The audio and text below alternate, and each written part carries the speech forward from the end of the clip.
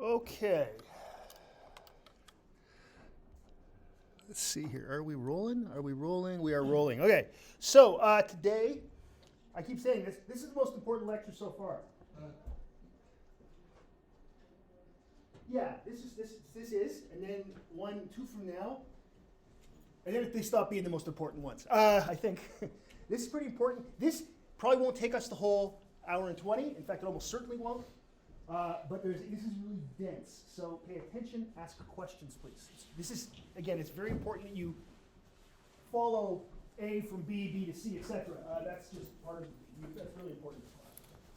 Right, so today we're going to talk, once my mouse connects so I can control this, we're going to talk about analysis of variance. Okay, so we've talked about t-tests and z-tests so far. Right, so far we've talked about t-tests and z-tests. We're looking at differences between a couple of groups. Right? Okay.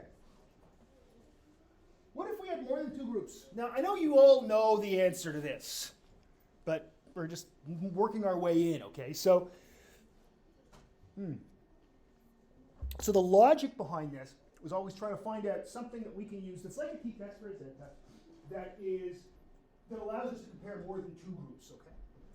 So that's what we're going to talk about today, and really until the end of March.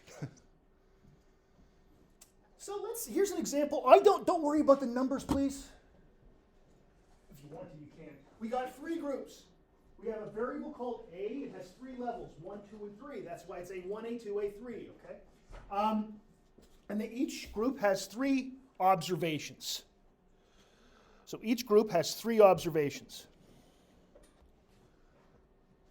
See that? We see we've got 3 means, etc. Now, what we could do, conceivably, is we could do what? How many t-tests? 1, 2, 1, 2, 3. Ah, so. Right? Yeah. 6 divided by 2. Yeah, so it's 3. That's not crazy. If we had 4, though, we suddenly have to do 4 times 3 is 12 times 2 is 24. 12 t-tests. If we have 5, we suddenly have to do 60 t-tests. It gets really ridiculous. Okay? So instead of that, we have to find a new way of analyzing data like this. And of course, you all know that it's going to be analysis of variance. How do we get there? So why do those scores vary? So again, don't worry about the numbers themselves. We're not going to worry about that. But the scores vary, and why do they vary? Well, another way to put this is, what are the sources of variation? Okay. Well, individual differences is the first thing it's funny, the first thing that usually comes up, even with people like you that are sort of 2/3 of the way trained psychology researchers. Everybody goes, individual differences, no one goes to groups. But that's fine, because that's the thing I'd go to too. First thing is, everybody's different. Sure, so that's a good source of variation. Individual differences, everybody's different. Okay. And of course, the group differences. Oh, of course, the groups, because, well, maybe. This is always going to be here, individual differences. And if there is a real group difference at the population level, it should show up at the sample level, correct? Right? Okay. Okay.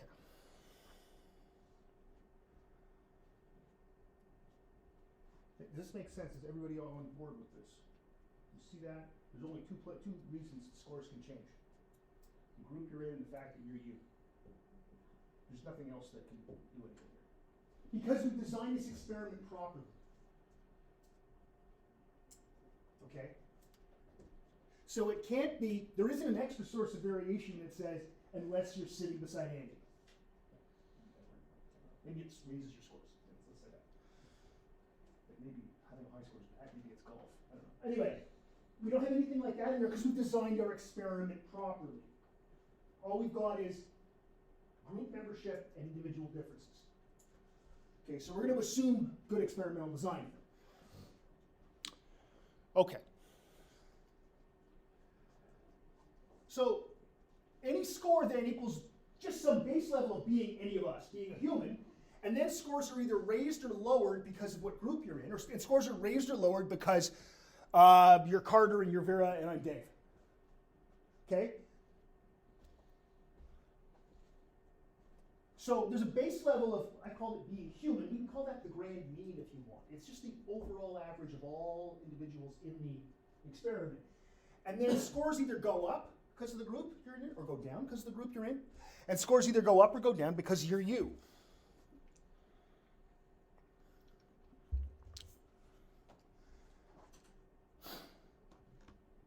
We can actually write that mathematically because it's easier than writing all that crap out. The only reason we say x equals mu plus tau plus epsilon is because it's easier to say or write than all this crap. It just means the same thing. Okay? X equals mu, that's a Greek letter mu, plus tau, it's like the Greek, it's like T in Greek, and epsilon is like the E in Greek. Okay? So we've just assigned Greek letters to parameters. These are going to be all parameters, right? Because they're Greek letters. They're all parameters that are the basis of what makes up a score. The scores, again, are just linear combinations, just additive combinations of mu plus tau plus epsilon. Overall average, group differences, individual differences. All right, questions so far? Good? Okay, this is good. Just getting something out of my pocket. I'm not leaving.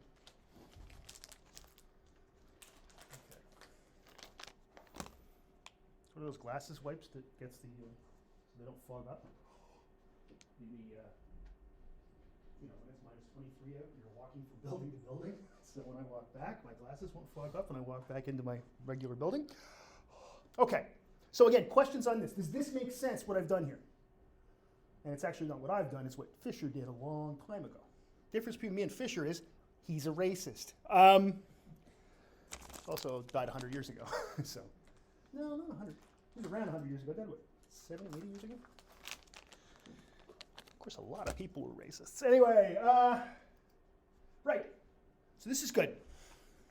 So where am I? Let's put this back here. That's good. So we're gonna, what we have there, that x equals mu plus tau plus epsilon, is called the structural model of analysis of variance. And it just says that any score equals the grand mean plus a treatment effect plus error. Now you see, I think, where the letters come from. Mu for mean, tau for treatment, epsilon for error. Individual differences, we call them error in statistics, and it's like, well, they're not errors. It's not bad that you're you. No, that's not what that means. What it means is that it's something we haven't controlled experimentally. So we're just going to take care of it and say, we're going to put it in the model. Oh yeah, and there's other stuff. This is and other stuff we haven't assigned to people. Or rats or whatever. Okay, so I'm just going to call that error. Because think about it, if we had removed all the individual differences, we could predict people's scores perfectly. So let's call it an error. It's not really it's not error in the sense of a mistake. It's statistical error. Those are different things.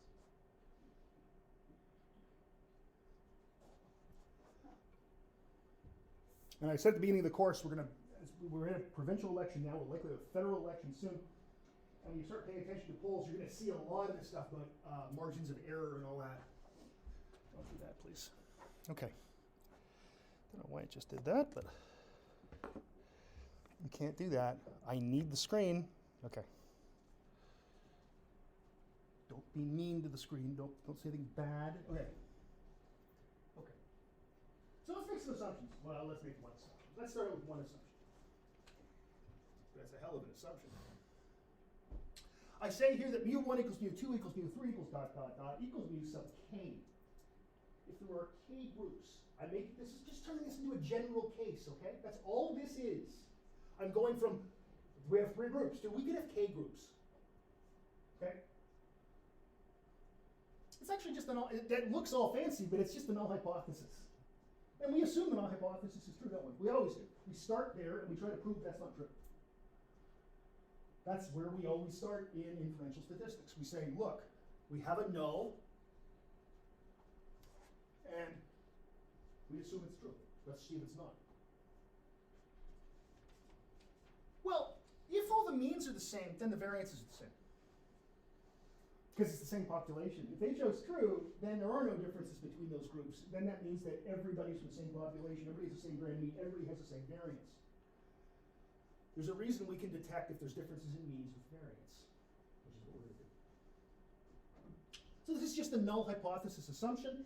This assumption is also there in a t-test, right? We always have the HO part of the t formula, right? We have the x bar minus whatever the HO is. It would oftentimes go down to 0, mu1 minus mu0, or d1 minus d2, or whatever. It would always, usually, almost always go to 0. So we assume the null.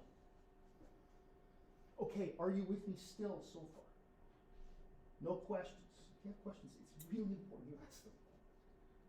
Okay, it looks like I see a lot of nods, or I feel nods. I feel wind moving. I can't see that well.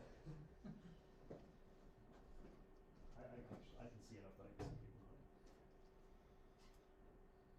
Let me close by. I'm back there. I have no idea. There's people back there, I'm pretty sure. I think I know who that is, but okay, I can see a couple. Yes, please, question. See, that's what I was doing on purpose. I was killing time until somebody had a question. Go ahead. So if the assumption have the same mean and the same variance, Yeah. they come from the same population? Yeah. Okay. Well, really, it's the other way around. It's that HO is true, and if HO is true, then it's the same means, the same variance. Okay. Yeah. But practically, it means what you just said. This is just a null hypothesis. That's all this is. We always assume it with every statistic we do. So this isn't anything new. And in fact, if we were doing this for a t-test, I don't want to knock my computer and mess up the cable. Very carefully pick that up. It was like I was Tom Cruise removing a jewel from like with lasers. Those movies are fun. Watch the original Mission Impossible TV show. It's much better than the movies. I'm serious. You're gonna look at it and go, this is stupid, but I'm old and I liked it. I watched it when I was a small child and it's awesome. And I bought the box set last year. It's great. Anyway, if it was a t-test, we would have just assumed this. Right? We would assume that mu1 equals mu2. Or we would maybe word it like this. mu1 minus mu2 equals 0, but that's the same thing. That's all that is. It's nothing new. It's just more, there's more means, more groups. It's just there's more groups. So let's, now we're going to make more assumptions. Now the assumptions are going to get a little bit more, okay. All scores are normally, randomly distributed around the grand mean. That's not that tenuous an assumption, really. I mean, at first you think, why? Well, really, a lot of variables are distributed as normal distributions. Oh, wait a sec. Aren't we using sampling distributions? Aren't they always normal? So this isn't a crazy assumption. So scores are normally and randomly distributed around the grand mean. Right?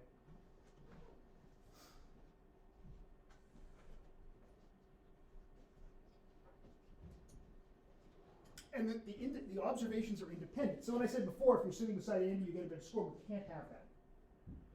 Right? So that's independent observation. Doesn't matter where you sit, you get the score you would have got. So we have independent observation. Hey, we always have that too.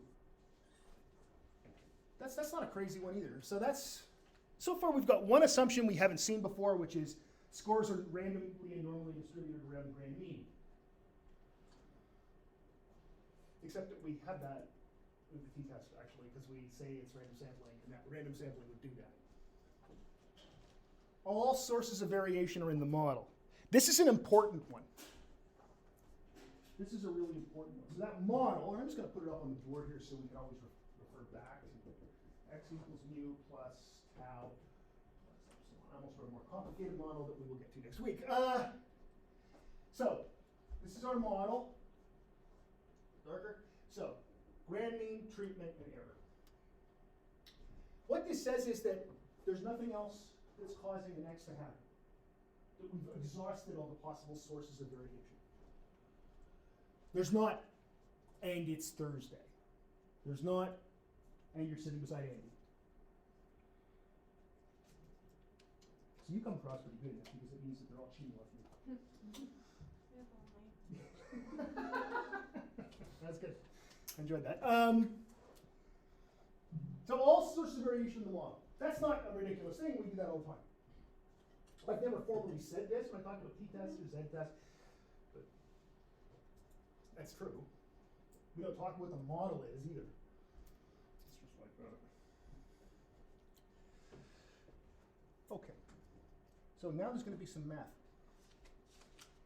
Okay, let's look at our variances. So before we look at this, are there questions about the assumptions? The assumptions don't seem wildly crazy. They seem like something that would happen within an experiment. So they're not really stringent, really tough to get to accomplish, those assumptions. In fact, you almost always have them. There are cases where you don't, and there are ways to fix things. And then sometimes the fixes don't work, and there are other kinds of analyses you can use, which I'm not going to teach you. You can go get a book and learn them. They're actually way easier than what I'm talking about today. They're also much less powerful. That's why we don't teach you them. So let's think about our variances. Is it true that the variance in the population roughly equals, that's what the wavy equal signs mean, roughly equals the variance in the sample? Yes. Right? Because sample variance is an unbiased estimator of population variance. Right? Let's look at this line by line. Don't get freaked out by all the lines here. Okay. Next line. Well, it's the same thing. Just saying that for group 2, it's going to be 2, etc. Okay, that's good. So let's now see what comes of that assumption. Well, that means error variance. That's variance due to group membership. Oh, sorry, due to individual differences. We'll screw that up. Sigma squared sub epsilon actually just equals the variance of the whole, of all the population. Or sorry, the sample. How many people are in here? Let's see. 1, 2, 3, 4, 5. Do that again. 1, 2, 3, 4, 5, 6, 7, 8, 9, 10, 11, 12, 13, 14, 15, 16. Hey, we have 4 groups of 4. Perfect. So, I'm going to use this as an example now. So we have 4 groups of 4, so everybody up to here is in one group, and then Skylar, sorry dude, you're in this group. Then you guys up to here to Vera, and then that's then you, and then to there, and then this last 4 here. Okay, just, it doesn't matter, you have to write it down. I'm just trying to say they're different groups of people, of 4 people. We're assuming the null is true, right? So that means we assume that all your means are the same. So there's only one place, your scores will vary. Look at you, you're all different people. Let's make it something that I'm sure we can all agree that you would score differently on. I don't know, how fast you can throw a baseball. Get a radar gun, do it right here. You throw them right at the window, we'll break some windows. It'll be fun. It'll be like we're 10 years old and breaking windows. Let's assume, because we've randomly, not really, but let's pretend we're randomly assigned people, that you all have roughly the same arm strength. Because I haven't done anything to the 4 groups. So as you all throw the baseball, I'm sitting with a radar gun measuring how fast you're throwing the ball. I get incredibly surprised again when Andy pulls out a 96-mile-an-hour fastball. Sign her up immediately for the professional team. Surprisingly, Carter has a killer breaking ball. I didn't realize that, but anyway, enough of my baseball fantasies. I miss baseball. It's been a while. I missed the Montreal Expos, actually. Anyway. No difference between you guys. So that means any variance that we have is because you're different people. Right? So that means then that if I took the variance of all you guys, I have an estimate of all the error variance. Whoa. That's cool. And if that's, we can express that a different way. We have 4 groups.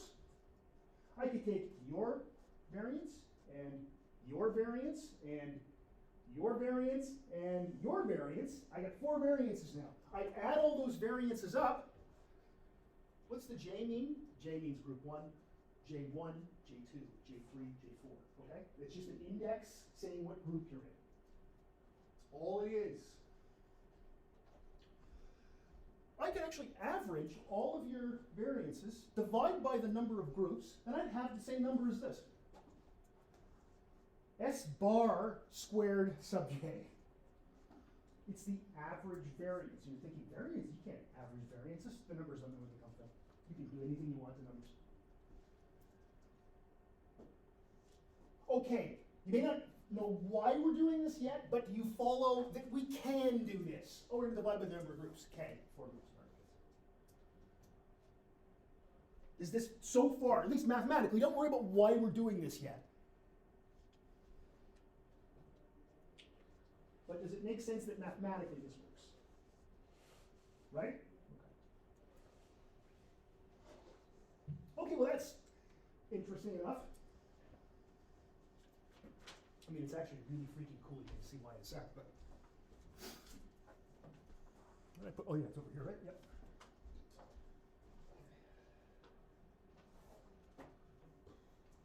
Questions so far? Okay, that's good. Uh-oh. Okay, that even looks worse, doesn't it? So by the central limit theorem, the variance of x bar, that's just the variance of the sampling distribution, the mean, equals sigma squared divided by n, doesn't it?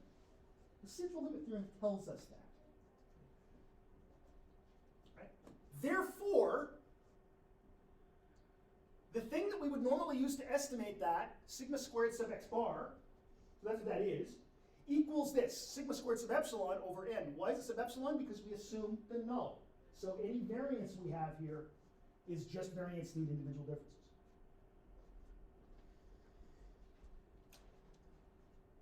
And then, let's get another estimate of the error variance. We're going to cross multiply n times s squared sub x bar. So what we get is the variance, the sampling distribution, the variance of the sampling distribution, the mean times the number of observations equals error variance of the population.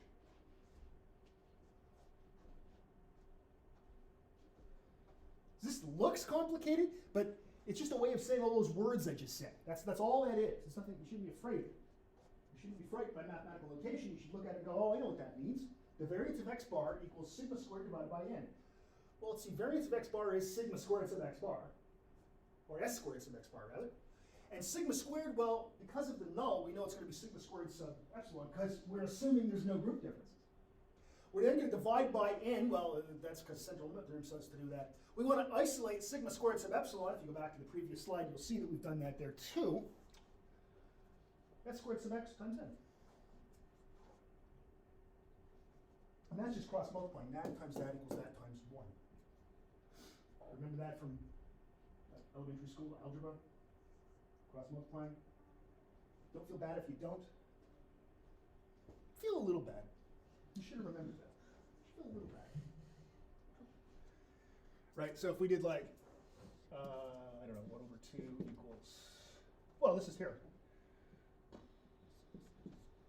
There you go. Let's make that. Let's make that 5. Let's make that 20. So 1 over 2 equals x over 20, right? Just to remind you how cross multiplying works. If you've forgotten, that means 2x equals 20, or x equals 10. X times 2, 20 times 1. It's a principle of math. It just works that way. Arithmetic works that way, okay? It's not something to be, I didn't invent that. If I did, I'd like royalties from math. I don't know how you get that. Big math is trying to keep you down. Okay. That's all that is. I'm just showing you that cross multiplying isn't magic. It's just arithmetic. Okay. Questions now. Are you still okay? You sure you're okay? You got to look like you got a question. I can't even see. I think I got a question. You sure? No, I'm fine. You, Yes. Okay, good. Good. I like that. I want to be sure. I want to because I don't want anybody falling behind here. Okay. This is probably the most mathy the class gets. Yeah. Yeah, it probably is. I didn't say there isn't any more math. I'm saying that's probably the most difficult mathematical thing. What we now have is 2 estimates of sigma squared sub epsilon. We have 2 estimates of error variance. So that's the first one we have. That's the one we just figured out. This is the first one's the one in the middle with the big sigma. Sigma squared equals s squared sub j over k, which equals s squared sub x bar times n, which equals sigma squared sub epsilon. They both measure that. If the null is true, they should be equal.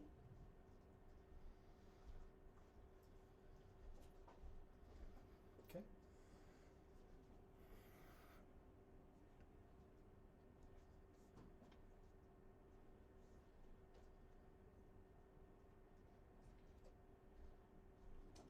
Okay. That's called mean squared treatment.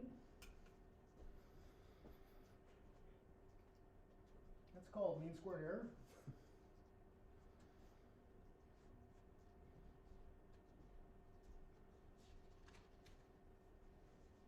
That's what those quantities that you were told in 2126. This is mean squared treatment, this is mean squared error. That's why they exist. That's why this is going to work. They're both attempting to measure the same thing, which is error variance. Again, questions? Good? Yes, please. What are those arrows? Those arrows are pointing to like that and. Oh, okay, so mean squared treatment is the first one here. Okay, That's squared, so that's squared. Thanks, sorry about that. Do you know why that happened? That's because when I made up these slides, they were not widescreen, they were 4x3. Mm-hmm. Yeah. So it's the excuse I'm using right there, it's called an excuse. And I never fixed it because no one else has ever had a problem. Yeah. No, thank you for pointing it out because because this one here looks like it could be going to here, and this one here looks like it's going the equal sign. Yeah, fair enough. Graphic design. Yeah, I can't do that. Is it a blind joke of some sort? I know it isn't. I'm glad you all laughed that I'm kidding. That's a good point. I really should fix that. I've never really noticed it until you pointed it out, and now it's going to bother the hell out of me. Because it looks like maybe this one's for this one and this one's for this one. Yeah, that was what I was Yeah, that's for a really. second. Yeah, that's awful. I gotta fix that. I kind of want to fix it right now. Anyway, I can't because it'll wreck the recording. So I'm not going to fix it right now, but if you're listening or watching the recording, the one in the middle is mean squared error, the one on the left is mean squared treatment, okay? Got that?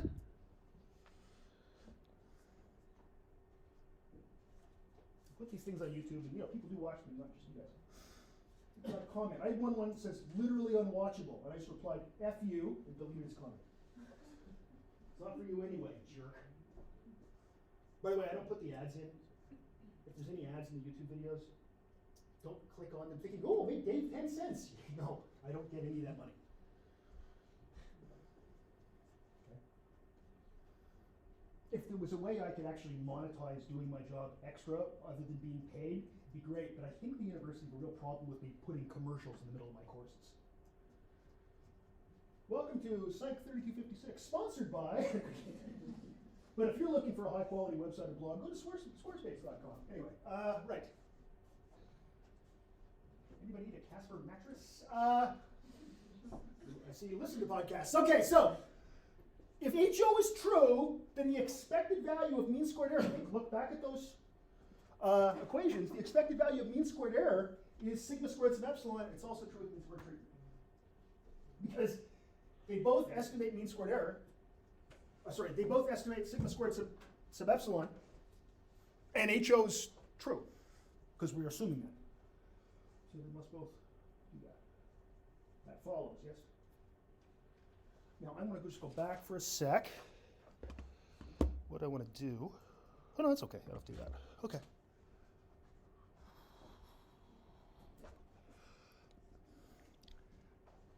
Thing is, we don't care if HO is true, right? We don't want HO to be true. We want to design experiments, pretend HO is true, and show that HO is false, and write out experiments and get published, and go to graduate school, and do a postdoc, and then become an assistant professor, and then you get tenure, and then it's a whole thing. I'm assuming you all don't want to do that, but I'm saying that that's how my life works, and you want significant effects. So we don't want this HO to be true, but we assume it is. We want to prove it's not.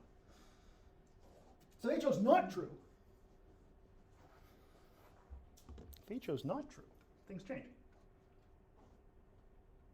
The expected value of mean squared error is still sigma squared sub epsilon. And the expected value of mean squared treatment still has mean squared error in it. But now, what if HO is not true? Then we're going to multiply it, add the treatment effect. So it's the number, it's weighted by the number of subjects per group. So if with us it would be 4, 4, 4, and 4. So 4 times sigma squared times the treatment effect is what would be in our case. So that's the variance in the treatment, sigma squared sub tau.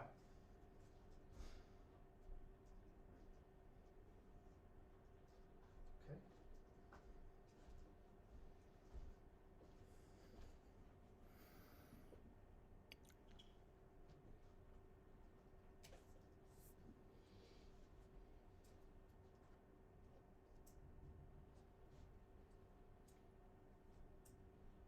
So then, the expected value, obviously, of mean squared error has to be less than mean squared treatment. Must be less because this plus n times sigma squared sub pi, or tau rather, that can't be a negative number. Right? How could it be a negative number? N is the number of observations, that can't be negative.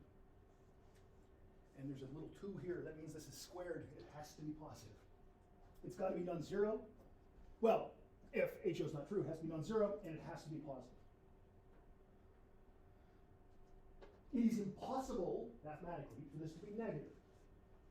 Sometimes it happens, but it is impossible mathematically, theoretically, for this to happen. Problem is, sometimes we violate all kinds of assumptions, and the math doesn't quite cooperate as well. But right now, let's not worry about that. Let's just say the expected value of mean squared error is less than the expected value of mean squared treatment if HO is not true.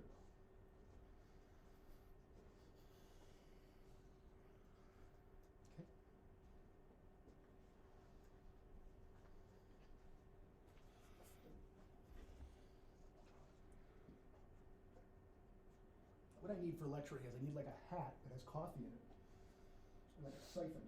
And I can just make it go in. Like, I don't drink that much coffee, but I like drinking coffee while I'm working. I don't sleep well, so like I have like 2 cups of coffee and more than that. It's not good. So we're going to try to compare mean squared treatment to mean squared error. So if we divide mean squared treatment by mean squared error, so mean squared treatment divided by mean squared error, we would have some estimate of how much extra variation mean squared treatment is measuring. Right?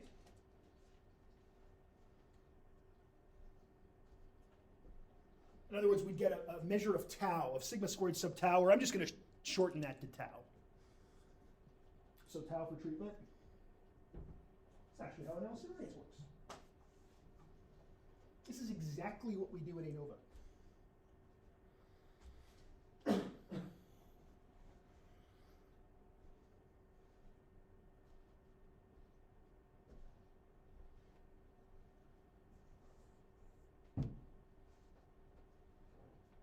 funny, there was a thing came out about, maybe 7, 8 years ago, from a company called ANOVA. And it's an immersion circulator, which is a thing for cooking, and it allows you to keep a thing of water at exactly the same temperature, and then you can cook things in plastic bags and take them out and sear them. A lot of restaurants do this. And it's by a company called ANOVA. So I had to buy it. It's a thing for cooking, and it has a statistics name. Take my money. Just take all my money. Was it worth it? Oh yeah. It's awesome. I used it yesterday. Sous vide, yeah. I literally used it yesterday. Use it probably once a week. Yeah, it's an amazing piece of gear. And the idea that I'm going to keep this water at 41.3 degrees Celsius because I can. It's kind of neat. And then I started noticing the word ANOVA was everywhere. It's weird. But the one we care about is analysis of variance. There's a lot of other ANOVAs out there. So that's what we do in analysis of variance. This is why we do this.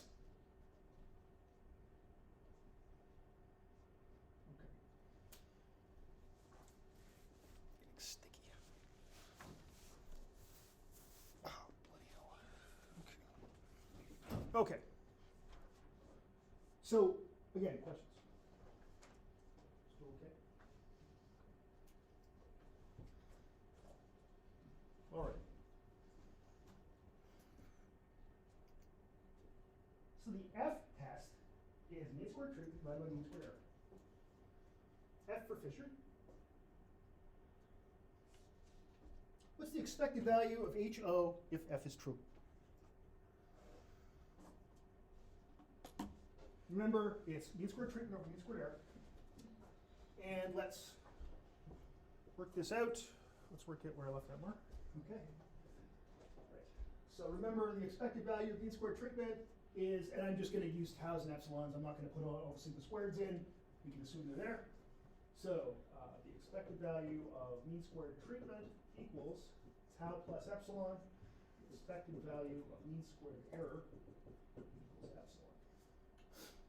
Now, under HO, tau is 0. Okay?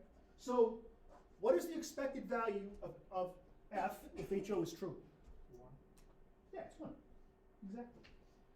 So if HO is true, we expect a value of 1.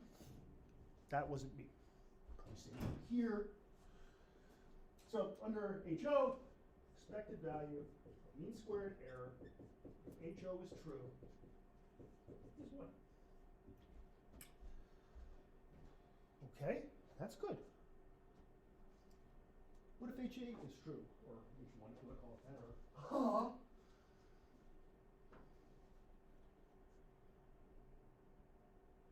what's it going to be if that's true, if H8 is true? You can't be as precise. 1. Anything else? Well, not just anything else. You're close.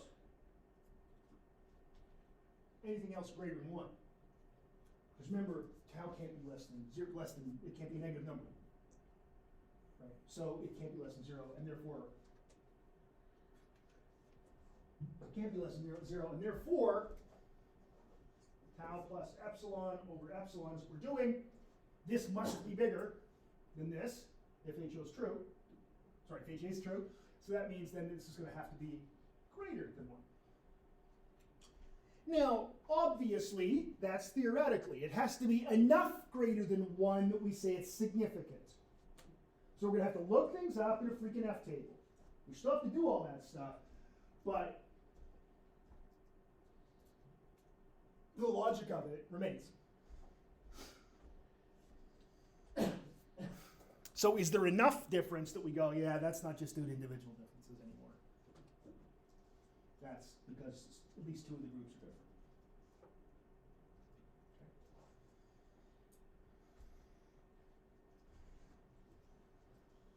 So you can see actually this is AA is pretty damn clever, and B is actually really simple. Like the math behind this makes complete sense.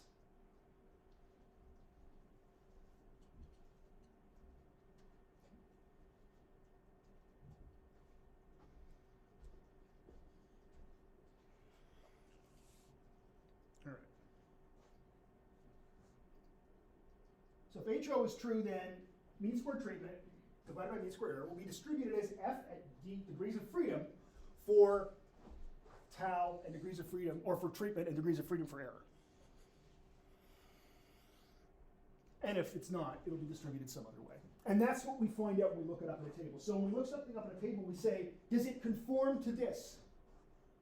An F with the degrees of freedom for mean squared treatment, degrees of freedom from error. If it does, if it's not different enough, we go, well, that's not enough. If it is not distributed that way, it must be distributed some other way. And we usually make that decision by saying, how likely is that to be the case? It's less than 0.05.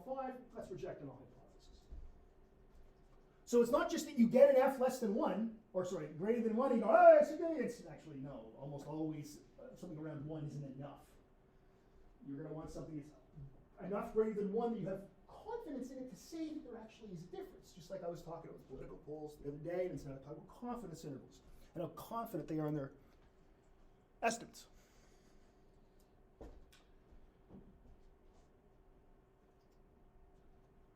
So it'll be really unlikely that it's distributed this way as HO. So it'll be distributed some other way. And of course, it's all based on what alpha you use, which is almost always going to be 0.05 because everybody's an idiot. And also, the screen went off again. Come on back. Okay. I don't know why it's doing that today. Maybe I'll change adapters next time. Okay. Questions? Okay.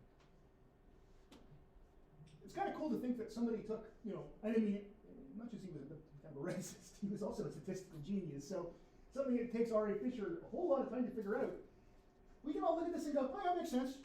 That's really simple too. But really smart people oftentimes make really cool discoveries that are actually really simple. So mathematically, it's actually a pretty simple thing. There's a bunch of calculus you have to know, but that's not an important thing for now, or for us at all. Okay. So now we have to do something. When we do the statistical test, we have degrees of freedom. We're gonna partition the degrees of freedom, because any design has a finite number of degrees of freedom. So we're gonna have some of those degrees of freedom go to the treatment, and some go to error. And they're gonna go with their respective sums of squares to calculate those mean squares. Sum of squares total equals sum of squares treatment plus sum of squares error. And by the way, this is a technical term, sums of squares, or sum of squares, you can say either. I had somebody put, it's funny as hell. I had somebody put one of those, they were looking something up for a quiz or a test, and this is when I did the course online, which I've done many times. This course works really well online, actually. But the person thought, oh, I got this from one of those bad places, so what I'll do is I'll run it through one of those things that just changes the words. You know, those kind of websites that say, oh, now you won't be plagiarizing because we're going to just use synonyms. Yeah, it doesn't work so well with things that are technical. So someone wrote a thing about sum of squares for treatment, but they changed it to, sum of squares for error, but it got changed to addition of rectangles due to blunders. Which I laughed at it for about 20 minutes. I was walking around my house trying to show people. There's only 2 people in my house too. My wife and son are going, yeah, okay, great. I'm calling colleagues all over the world. You wouldn't believe this. Okay, nice to hear from you, Dave. We haven't talked in 8 years. Why are you calling me? Just listen. Addition of rectangles due to blunders. And they're like, okay, you have to get out more, Broadbeck. Because this isn't that funny. And just stop calling me. So, anyway, one of those things. Don't use those sites, they're awful. But especially when it's mathematical terms or any technical terms, because, yeah, addition of rectangles, sum of squares. Yeah, okay, squares aren't rectangles, that's true. All squares are rectangles. You ever think about that? Mind blown. They're also all parallelograms. And quadrilaterals. Remember all that stuff in grade 6 you learned? It was so you could get that reference today. That's the reason you learned it. So degrees of freedom total. Oh, our example, how many degrees of freedom? It's 16 people. How many degrees of freedom do we have all total? Well, 50. Right? So if we were to just get the variance for the whole group, we'd get 15. And it's 16, so we divide by 15. So in our case, we'd have 15 equals degrees of freedom for treatment. How many do you think we have for treatments? We have 4 treatments. How many degrees of freedom do you figure we have? Probably 3. Yeah. Number of groups minus 1. K minus 1. Degrees of freedom for error, well, we can figure that out. There's a couple of ways we could do it. Here's the easy way. 15, 3, oh, that's 12. It's really pretty easy. There's another way to do it we'll talk about in a sec, but frankly, you could just do this by, well, what plus 3 gives me 15? Right. You could all do that. Okay.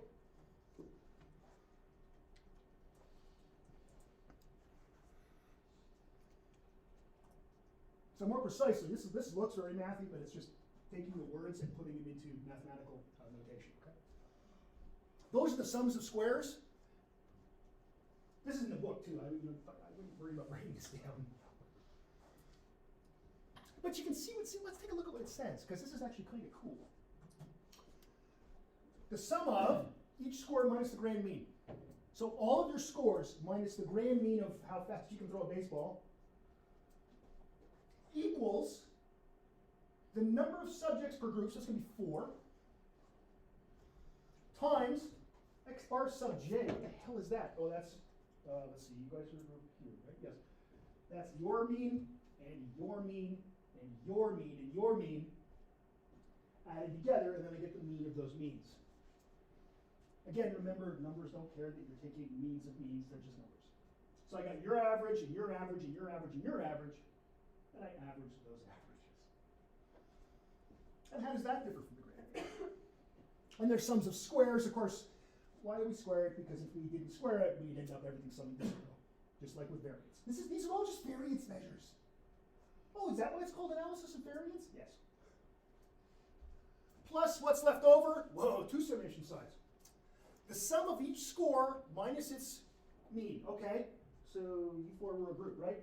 So your score minus your group mean, not the grand mean, your group mean. Let's say you're, I don't know, you look like you've all got very powerful arms. So you guys can at least throw 85 miles an hour. It's not, I'm sure that's not true. None of us can throw a ball that fast, probably, but I bet the fastest one of us can get in here is about 75, and it'd be really on a very good day. Probably maybe 65.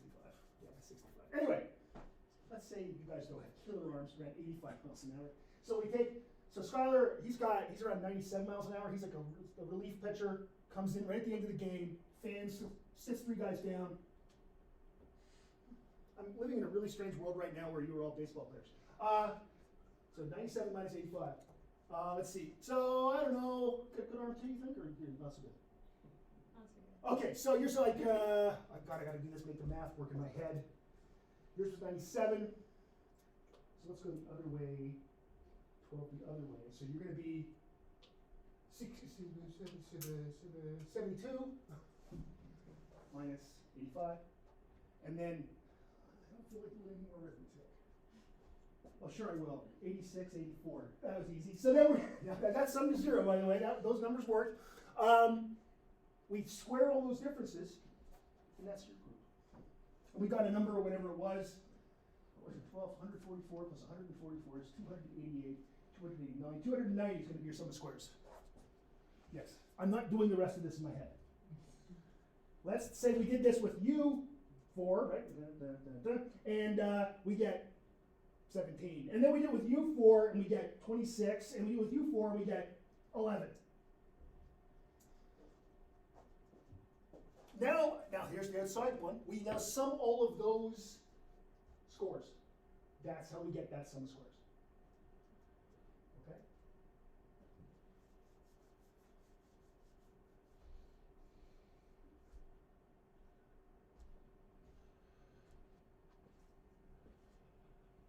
Questions?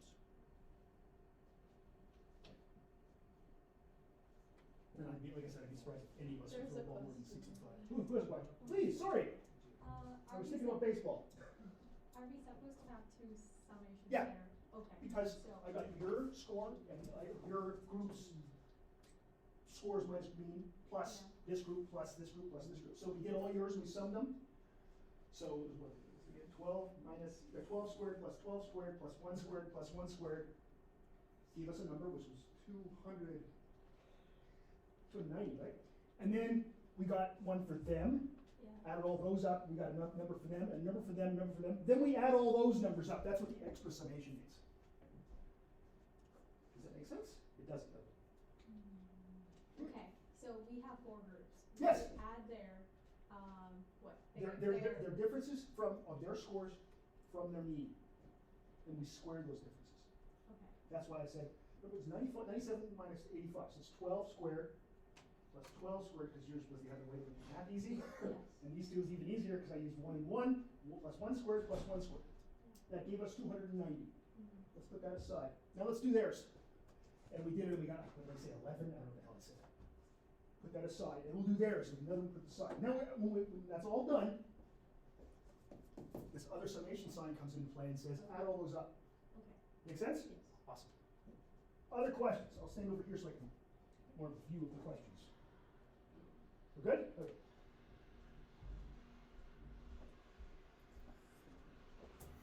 Okay. Let's see where we are. We have big N minus 1 degrees of freedom. Now, big N in this case isn't the population.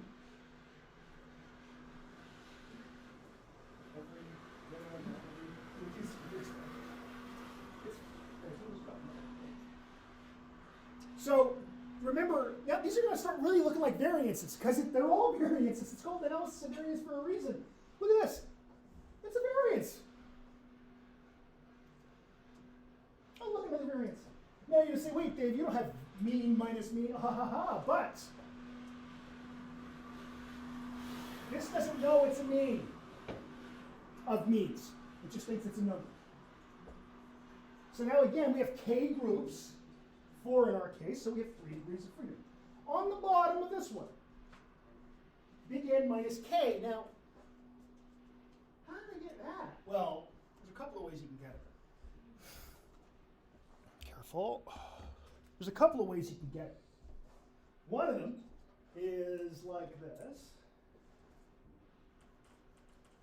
Ooh, that's a good laser. A very good marker. So, we have a total of n minus 1 degrees of freedom. We know that that is going to equal k minus 1 plus something else. Now, is it, so if I do plus big N minus k, which is what that says, let's see, we can cancel that, cancels that, n minus 1. Oh, look, big N minus 1 equals big N minus 1. So that's the way, you can, that's one way to do it. The other way is this. How many degrees of freedom are there for this group here? 4 people? 3. Next group, there are all 4, so it's going to be 3. And there are little n minus 1 subjects in each group. I'm sorry, little n minus 1 subjects, so little n minus 1 degrees of freedom for each group. How many groups are there? There are k groups. K equals 4 in our case, we are k. Let's multiply that out. K times n minus k. K times n is the number of groups times the number of observations. Oh, that's also this. Number of groups times the number of observations in each group is the number of observations in the whole experiment. It's a big N.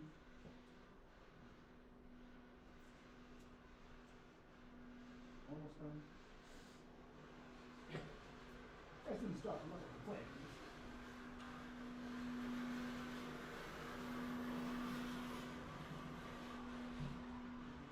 I bet that's fun the first time you do it. And after that, it's probably just, this is my job. The first time you do it. Okay. All right.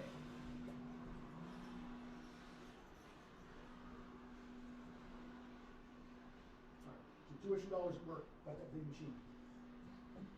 Frankly, we need it. We've got to clean the floor, so.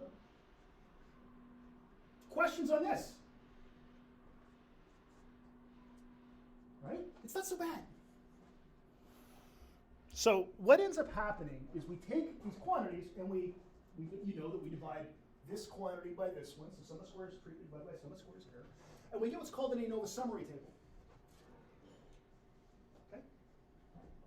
So it's got, depending on how you do it, it's got either, doesn't matter how many columns, it might have 3, it might have 4, but point is, sources of variation is an important one, degrees of freedom, mean square, and then the F.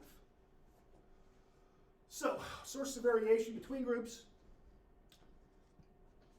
Sometimes you'll see that called treatments. In fact, I'm more likely to call that treatments than between groups. And for our example, we had, remember, A had 1, 2, and 3 way back at the beginning, before the baseball stuff. I would have actually probably called that sum of squares were A if I was doing it myself. Doesn't matter, they all mean the same thing. Mathematically, they're all the same thing. Okay. So then, this is what we get. This is what you actually get from SPSS. It'll give you something like this. It'll just spit it right out for you. Okay. Now, here's the thing. SPSS will give you an analysis even if you've done everything wrong.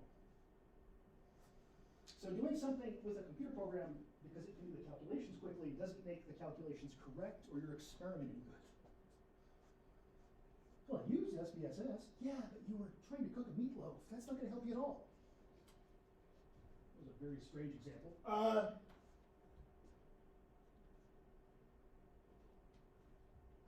SPSS will give you stuff when you've done stuff wrong, and there's a way to tell you it's done stuff wrong. It'll give you things like negative degrees of freedom. When that happens, you go, that's just not a thing. So when you see weird outputs like that, like negative degrees of freedom, which can happen in certain situations, if you put things in wrong, it'll just do what you tell it to do. So you go, yeah, I'll do the math. It's wrong, but I'll do it. It's all I do. I don't usually think of software as personified like that, but anyway. But it'll do the math. You always have to look and make sure you're right. Okay.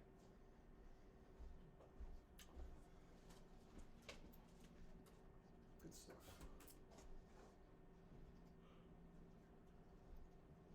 So this is actually easy to do. And you're thinking, it didn't seem easy. Wasn't that bad though, right? The logic of it isn't that bad, right? But it makes sense. And it's easy to design an experiment with 3 groups or 4 groups, whatever. It's an easy thing to do. All this is telling you is that 2 means are different. Remember the HO is that mu1 equals mu2 equals mu3 equals mu4, blah, blah, blah, blah, blah, equals mu k. But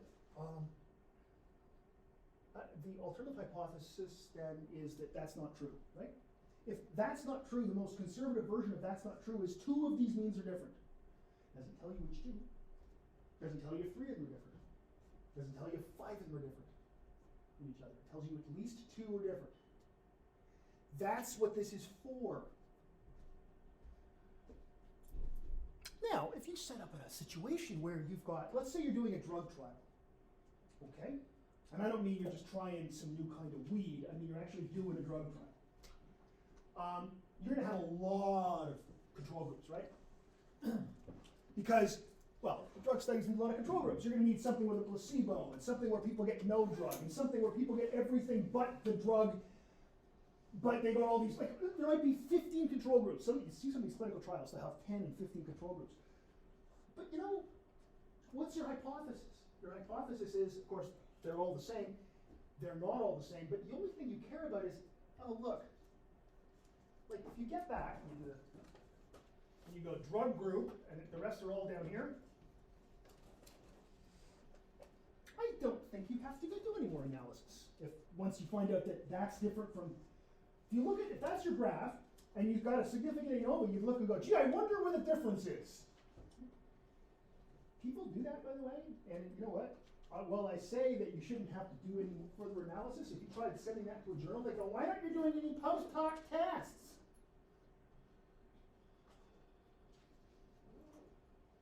People don't get to be editors of journals by being really good at stats. Unless they're statistics journals. They get really good at because they're good at research, which is good, it's wonderful. But a lot of researchers don't think like I do, which is probably good. Because we need fewer people in the world like me, not more. But they don't think like people who are into statistics. So they don't realize that, no, you didn't have to do any more analysis when you found that. It's done. Okay? But we will talk about how to fix that, of course. How to deal with that kind of thing. It's about the overall pattern. That's what ANOVA by itself is about, the overall pattern. As again, my old prof used to say, is there a pattern in your data, David? That's what you're asking. Is there a pattern in your data? You don't look at it, have an intuitive level of understanding of it. You have to have something that makes sense to you. Most of these people are so stupid they can't understand it. This is how we talk about other faculty members to graduate students. Like, we kept it quiet because we were like, yeah, we know.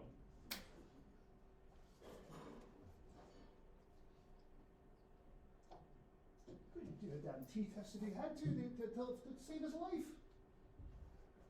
I'm not going to say who he said that about. But it's somebody very famous in the history of experimental psychology.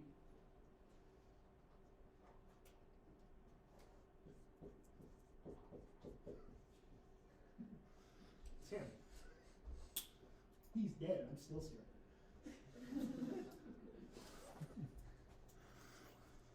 We used to say now and then that like he'd just say stuff and graduate students would disappear at U of T.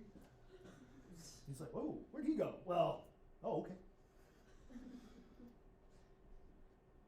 So, next week's not right, we'll do that next time, but next class. It can be figured out. It's totally figure-outable which ones are different from each other, but the point is that ANOVA isn't for that. It's for the overall pattern. Then we take what it did and find out which groups are different. All right, here's one thing I want to say before we end this, and then we'll open up totally to questions. We've got all kinds of time. There's a reason I did this, because I know this is important, and also I know that this isn't always the easiest thing. Is it possible? Do I have the F expected values? Here we go. Is it possible? Just gonna erase that. Still scares me. Is it possible then that F, which equals that, is that possible to ever be less than 1?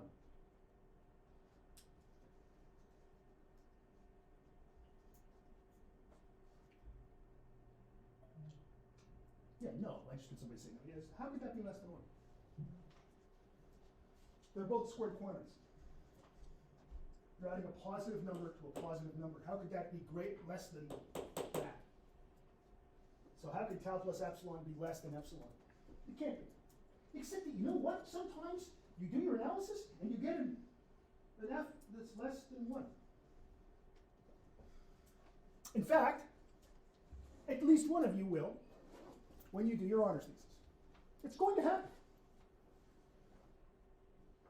And then you're going to come and say, Dave, why'd this happen? Now, if your advisor is me or Paul or Dwayne, we know why it happens. It happens because you violated an assumption. And the assumption you're violating is almost always the homogeneity of variance. This one here, the one that says sigma squared sub 1 equals sigma squared sub, why did I put 3 for sigma squared sub 2, sigma squared sub 3 equals dot dot dot equals sigma squared sub k. So what I'm saying here is that the variances aren't all equal. And they're supposed to be, we assume that. F is actually really robust when it, to assumption violations. But remember when I said about the t-test, one's 4 times bigger than the other? Same rule of thumb goes here. So if the variances are wildly different, you actually can get negative, not negative, you can get F values that are less than 1. They're unlikely, but they're possible. If you get an F around like 0.9 something, that's no big deal. If you get an F around like 0.07 or something like that, that should concern you, because it's like, I've really violated these assumptions. How can how is that possible? Okay. So you likely violated an assumption. That assumption almost certainly was homogeneous variance. And that's something we'll talk about how you can fix. Like, there's ways around this. It's all fixable. Okay. Any other questions? Yeah, that's the last point. Any questions? I can hang out a bit if you want to answer any questions you might have. No, Chloe, yes, please. What would K be like in like so because we were just talking about our class and like we've got 4 groups and 4 people in each group. Yeah. So I'm just a little bit confused what K would be. That'd be 4, because there's 4 groups. K's just the number of groups. Oh, it's just the number Just of number of groups. groups, all it Okay. is. Okay. That's all K always is. Okay, I was worried it was like the number of people in No, the group. that's an It's N. more for both. No, K, a little n is the number of subjects per group. Okay. Big N is the total number of subjects in an experiment. Okay. By the way, have you noticed that I have not said that the groups can be different size? Yeah, because they shouldn't be a different size. They can be here. The math changes a little bit. Doesn't matter for our purposes. It doesn't matter. But they can be a little bit different. Other questions? A fine question. Other questions? All right, I'll wrap this up, but I'll hang out here a bit, and I will also then see you on Thursday. Do we have a quiz Thursday? I think so, eh? Yeah. It'll be on this. All right. Thanks, everybody.